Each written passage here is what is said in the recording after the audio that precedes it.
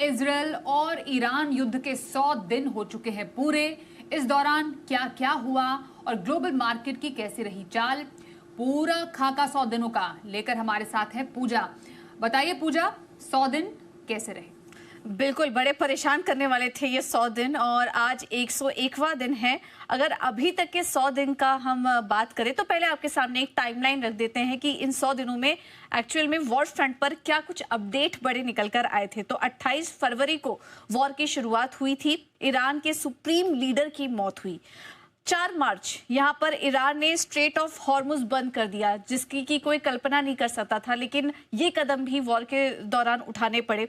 23 मार्च को ट्रंप ने कहा कि यूएस और ईरान वॉर खत्म करने के लिए वो बातचीत कर रहे हैं, तो एक डील की तरफ आगे बातचीत प्रोग्रेस होते हुए नजर आई। हालांकि अभी तक वहां पर कुछ बड़े अपडेट्स नहीं आए हैं। 7 अप्रैल को ट्रंप ने कहा कि a whole civilization will die today, ये कुछ बयानबाजी आनी यहाँ पर शुरू हुई। 8 अप्रैल यूएस और ईरान के बीच सीज फायर का डिक्लेयर की घोषणा हुई।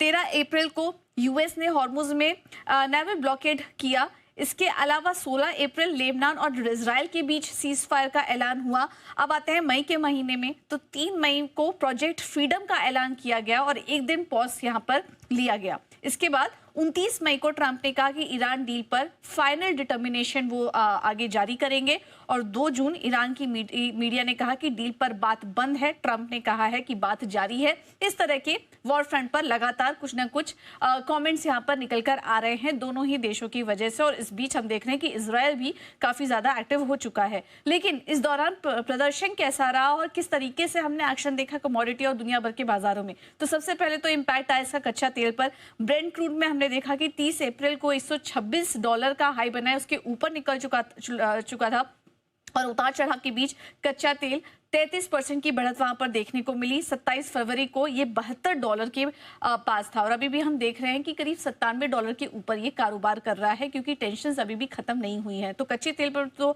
भारी असर देखने को मिला। कमोडिटी मार्केट पर आते हैं तो युद्ध के बाद कॉमेक्स गोल्ड करीब $960 गिरा, करीब 18% की गिरावट वहां पर देखने को मिली। और अगर कॉमेक्स सिल्वर की बात करेंगे तो वो $26, लगभग 28% की गिरावट वहां पर भी देखने को मिली। तो सोने चांदी में भी हमने देखा कि एक गिरावट का माहौल था। इस बीच ग्लोबल मार्केट का जो प्रदर्शन रहा वो एक बार आपके सामने रखते हैं। और काफी सारे मार्केट्स ऐसे थे, प्रदर्शन ऐसा था जिनमें कि लाइफ हाई भी देखने को मिले हैं। इसमें अगर नैस्डैक की बात करें, शानदार तेजी देखने को मिली। हालांकि एआई का भी एक ट्रिगर था इनके सामने, लेकिन 13% की बढ़त यहां पर आई पिछले 100 दिनों में। डाउ जोन्स करीब 4% चला। S&P 500 की बात करेंगे तो 7% की तेजी वहां पर आई। और इस बीच एशियाई बाजारों पर भी अगर बात करें तो निकाई भी अपने रिकॉर्ड लेवल्स यहाँ पर बनते हुए नजर आए। 13% की तेजी वहां पर आई। कोरिया में भी एक रिकॉर्ड लेवल्स देखने को मिले हैं और करीब सबसे ज्यादा चलने वाला ये मार्केट करीब 31% की तेजी यहाँ पर आई है वॉर के दौरान। इन 100 दिनों के दौरान यहाँ पर ये कुछ ऐसा परफॉर्मेंस यहाँ पर कमोडिटी क्लासेस और तमाम एसेट क्लासेस में देखने को मिला। बिल्कुल पूजा, और इन युद्ध के 100 दिनों में भारतीय बाजारों का प्रदर्शन कैसा रहा? बिल्कुल, अब भारतीय बाजारों की बात करें तो वॉर के शुरुआत से भारत का all India market cap 1.65 lakh crore की गिरावट यहां पर देखने को मिली। जी बिल्कुल, यहां पर अगर हम देखें तो उतार चढ़ाव काफी रहा, लेकिन अगर मार्केट कैप के लिहाज से देखें तो ज्यादा बड़ी गिरावट यहां पर नहीं आई है। भारत का मार्केट कैप अब करीब $4.84 ट्रिलियन के पास है। अब इसमें प्रदर्शन कैसा रहा सभी इंडाइसेस का, तो निफ्टी 50 की बात करें तो करीब 7% टूट चुका है ये। बैंक निफ्टी में 10% की गिरावट अभी तक आ चुकी है। सेंसेक्स की बात करें तो यहाँ पर भी 9% की गिरावट आ चुकी है। लेकिन कमाल यहाँ पर दिखाया है mid cap small cap index ने। अगर इनका प्रदर्शन देखेंगे तो मिड कैप 100 करीब 3% चला, स्मॉल कैप में अच्छी दौड़ लगाई इन 100 दिनों में और 7% की तेजी यहाँ पर देखने को मिली है। वॉर के शुरुआत में रुपये डॉलर की बात करें तो वहां पर 4% की गिरावट आई है।